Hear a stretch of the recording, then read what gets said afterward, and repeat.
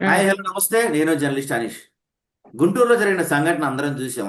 ఒక 10,000 రూపాయలు అంటే ఒక మోటార్ బిగించారంట. ఆ మహిళ మోటార్ బిగించినందుకు అక్కడ స్థానిక నాయకుడు 10,000 రూపాయలు ఇవ్వాలని డిమాండ్ చేస్తే ఇవ్వకపోతే ఇజ్రాయల్ని పిలిపించి ఆ మహిళ పైన అత్యంత దారుణంగా దాడి చేయించిన సంఘటన చూసాం మనం. ఏపీలో ఒక మహిళ హోమ్ మినిస్టర్గా ఉన్నారు. దట్టు గుంటూరులో చాలా మంది మంత్రులు ఉన్నారు, కేంద్ర మంత్రులు ఉన్నారు గుంటూరు జిల్లాలో. అలాంటి చోటే రాజధానికి దగ్గరలోనే ఇంత దారుణమైన సంఘటన జరిగిందంటే ఇక ఏపీలో మహిళల పరిస్థితి లా అండ్ ఆర్డర్ ఎలా ఉందో మనం అర్థం చేసుకోవచ్చు. చెప్పండి శిల్ప గారు, మీరు దీని గురించి మీ అభిప్రాయం ఏంటి? ఆ ఇన్సిడెంట్ స్టార్ట్ అయింది జూలై 15th రోజు. 15th రోజు ఆ ఇన్సిడెంట్ జరిగితే నిన్నటి వరకు ప్రెస్ లోకి రాకుండా దాన్ని నొక్కి పెట్టారు. అండ్ గల్లా మాధవి గారి కాన్స్టిట్యుయెన్సీ అది. అంటే ఆవిడ హింసని మంచినీళ్లు పోసి చెట్టు పెంచినట్టు పెంచుతుంది ఆవిడ. ఎందుకంటే అంబటి రాంబాబు గారి ఇష్యూలో వీళ్ళందరూ కూడా, ఈ ఎవరైతే ఉన్నారో వీళ్ళందరూ కూడా దాడికి వెళ్ళిన వాళ్ళు. And coming back to the point, ఈ మహిళకి ఏదైతే జరిగిందో అది ఏ పార్టీలకి సంబంధం లేదు. ఇది పార్టీలకు అతీతంగా ఒక కామన్ ఉమెన్ కి జరిగిన ఒక ఇన్సిడెంట్ ఇది. దీంట్లో ఇమీడియట్ గా ఎఫ్ఐఆర్ ఫైల్ చేయాల్సింది పోయి దానికి కూడా ఏవో రాజీ చేయాలని ట్రై చేసినారంట. ఫస్ట్ థింగ్, ఈ ఇన్సిడెంట్ జరగక ముందే వాళ్ళు పోలీసులను ఆశ్రయించారు. లోకల్ పోలీసు దగ్గరికి వెళ్ళారు. ఏమని వెళ్ళారు, ఇతను వాళ్ళకి వాగ్వాదం జరిగిందంట ఆ రోజు పొద్దునే. ఈ 10,000 ఇన్సిడెంట్ విషయంలో వాగ్వాదం జరిగితే పోలీస్ స్టేషన్కి వెళ్తే పోలీస్ వాళ్ళు చాలా నెగ్లిజెన్స్ తోని మీరు వెళ్ళి మెడికల్ రిపోర్ట్ ఎత్తుకరండి అది ఇది అన్నారు. బట్ ఇన్ కేస్ ఆ రోజు అక్కడే గనక పోలీస్ వాళ్ళు రియాక్ట్ అయ్యి గనక కంప్లైంట్ ఫైల్ చేస్తుంటే ఈవినింగ్ ఆ ఇన్సిడెంట్ జరిగేది కాదు. అండ్ వాళ్ళు ఏదైతే జరిగిందో ఆ ఇన్సిడెంట్ అక్కడ ఆ గొడవలో వాళ్ళు మాట్లాడిన మాటలు, నువ్వు మా మీద కేసు పెట్టడానికి వెళ్తావా, ఈ ఉండేది మా ప్రభుత్వం, మీరు ఎట్లా కేసులు పెడతారు అని చెప్పి అంత దుర్మార్గానికి దిగజారారు. ఫస్ట్ ఆఫ్ ఆల్ అంత ధైర్యం ఎక్కడి నుంచి వచ్చింది అంటే గల్లా మాధవి గారి దగ్గర నుంచి వచ్చింది. ఎందుకంటే ఆమె 10 మంది జనాల్ని తీసుకెళ్లి ఐడియల్ గా ఆమె ఆమె ఒక బాధ్యతగా తీసుకెళ్లి కొట్లాట్లకు తీసుకెళ్తా ఉంది. అలాంటి ఆవిడ కాన్స్టిట్యుయెన్సీలు అలా జరిగితే కొంచెమైనా మానవత్వం లేకుండా పక్క రోజు ప్రెస్ మీట్ పెట్టాల్సింది పోయి ఇది మొత్తం ఛానల్ అన్నిట్లో వస్తే నిన్న ప్రెస్ మీట్ పెట్టి మాట్లాడుతున్నారు. కొంచెం కూడా సిగ్గు లేకుండా వచ్చి అక్కడ కూడా రాజకీయాలు చేస్తున్నారు. ఆడపిల్లకి జరిగింది అన్యాయము, ఆవిడేదో గుండు చేయించుకుంటే చిన్న ఇష్యూ అయితే నన్ను అవమానించారని మాట్లాడారు. మరి ఈ రోజు ఆ మహిళకి జరిగింది అవమానం కాదంటారా? సిమిలర్లీ ఆమె ప్రెస్ మీట్ లో ఏం మాట్లాడుతుంది, ఆమెకి జరిగిన ఇన్సిడెంట్ గురించి మాట్లాడాలి, లేకపోతే ఆమెకు జరిగిన వీళ్ళు చేసే యాక్షన్ ఏదో చేయాలి. ఇంకొకసారి ఇలాంటి ఇన్సిడెంట్ జరగకుండా ఏం చేస్తుంది అనేది మాట్లాడడం వదిలేసి వైఎస్ఆర్సీపీ పార్టీ గురించి మాట్లాడుతుంది. కామన్ సెన్స్ కూడా లేకుండా ఒక ఎడ్యుకేటెడ్ ఉమెన్ అయ్యింది, మినిమం కామన్ సెన్స్ లేకుండా పార్టీల గురించి మాట్లాడుతుంది.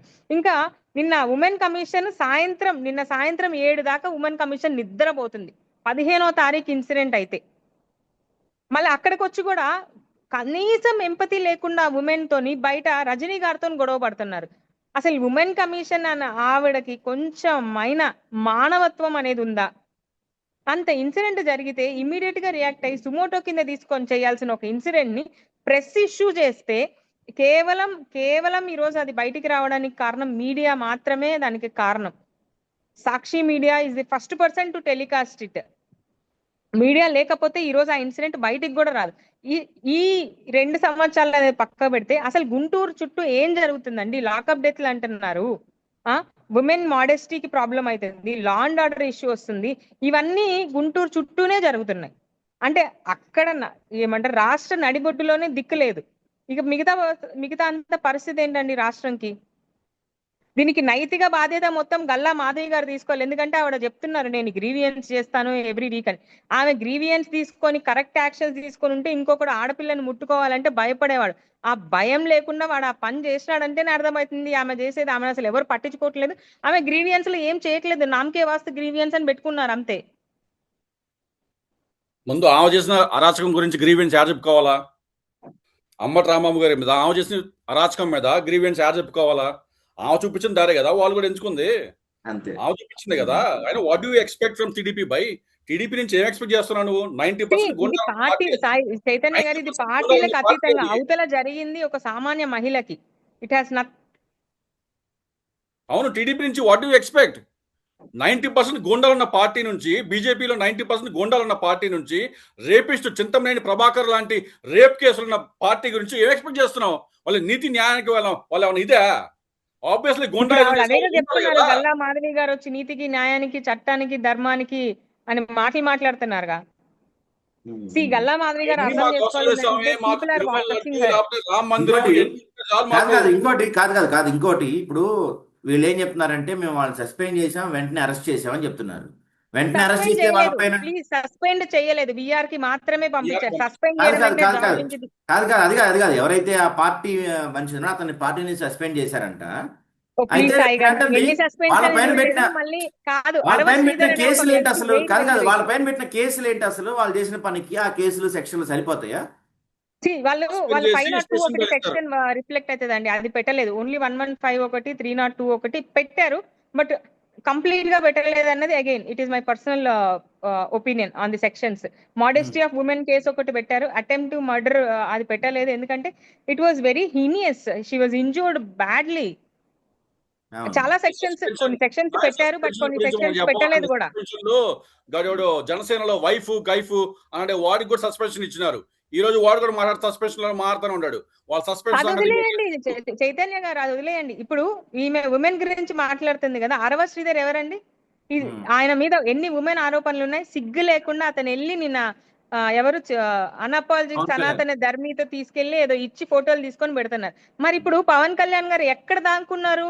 ఎందుకు ట్వీట్లు చేయట్లేదు? ఆడపిల్లని పట్టుకోవాలంటే చట్టాలు తెస్తా అన్నాడు, ఇప్పుడు ఎక్కడ పోయి దాక్కున్నాడు? ఎందుకు అంత నెగ్లిజెన్స్ ఆయనకి?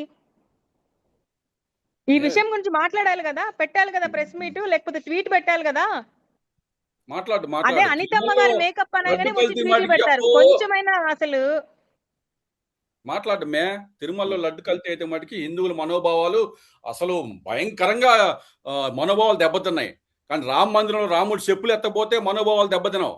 రామ మందిరంలో చోరీ జరిగితే హిందువుల మనోభావాలు దెబ్బతినవు. బద్రీనాథ్లో గోల్డ్ దొంగతనం చేస్తే హిందువుల మనోభావాలు దెబ్బతినవు. సనాతన రక్షకుడు మాట్లాడు. This is not about Hinduism కాదు కదండి ఇన్సిడెంట్, ఇది హ్యుమానిటీ గ్రౌండ్స్ లో ఉన్న incident, violation of human rights, it's modesty of women. ఇవన్నీ గురించి You don't expect humanity from people who have 90% gundas in their parties. Don't expect that. నేను పవన్ కళ్యాణ్ గారు ఎందుకు ఇంత సైలెన్స్ మెయింటైన్ చేస్తున్నారు, సెలెక్టివ్ సైలెన్స్ ఎందుకు మెయింటైన్ చేస్తున్నారు అని అడుగుతున్నాను నేను. Why he has to do a selective silence? POCSO కేసుల మీద లెటర్లు రాస్తున్నాడు కానీ జరిగిన వాటి గురించి ఎందుకు మాట్లాడలేదు? మొన్న పాక్సో కేసెస్ మీద రేవంత్ రెడ్డి గారికి లెటర్ రాసినారు. ఆంధ్రప్రదేశ్ లో దారుణంగా చీఫ్ మినిస్టర్ గారికి కూడా లెటర్ రాయలే, ఆయన ఏకంగా సెక్రటరీకి రాసినారు.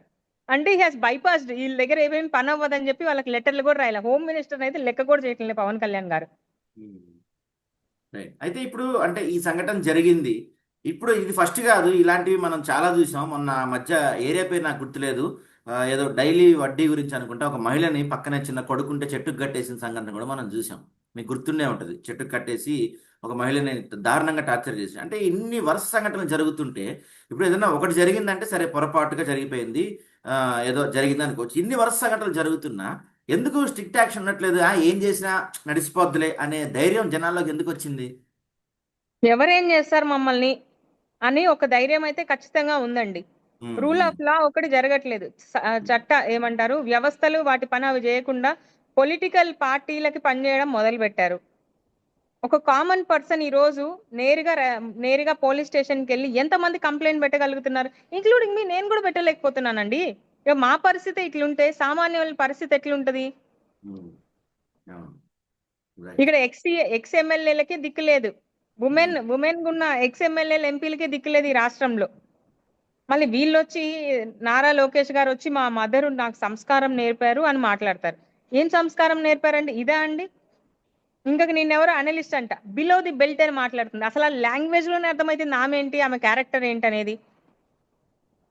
నారా లోకేష్ గారు చెప్పడం, అది అపోజిషన్ పార్టీ అయినా ఏ మహిళకైనా సరే అన్యాయం జరిగితే నేను చూసుకుంటా అని చెప్పారు. పవన్ కళ్యాణ్ గారు చెప్పారు సేమ్ మాట. పవన్ కళ్యాణ్ గారు కూడా చెప్పారు. ఇవన్నీ రాష్ట్ర ప్రజలు గమనిస్తున్నారు, రాష్ట్రంలో ఉన్న మహిళలు గమనిస్తున్నారు. మాకంటూ ఒక రోజు వస్తుంది, that is called election day. ఆ రోజు మేము కూడా గట్టిగా సమాధానం చెప్తాము. వాళ్ళు చేసాం కదా అని వీళ్ళు చేశారు కదా అని వాళ్ళు. ఏం జరుగుతుందండి ఇప్పుడు? పరిస్థితి ఎట్లయిందంటే వాళ్ళు చేశారని మీరు వాళ్ళకి ఎంత పదింతలు ఎక్కువ చేస్తున్నారు. మీకంటే వాళ్ళే నయం కదా అనిపిస్తుంది. ఇవాళ రాష్ట్రంలో వాళ్ళే చాలా బెటరు మిమ్మల్ని చూస్తుంటే. ఓకే అండి, okay, right, okay, thank you Sai.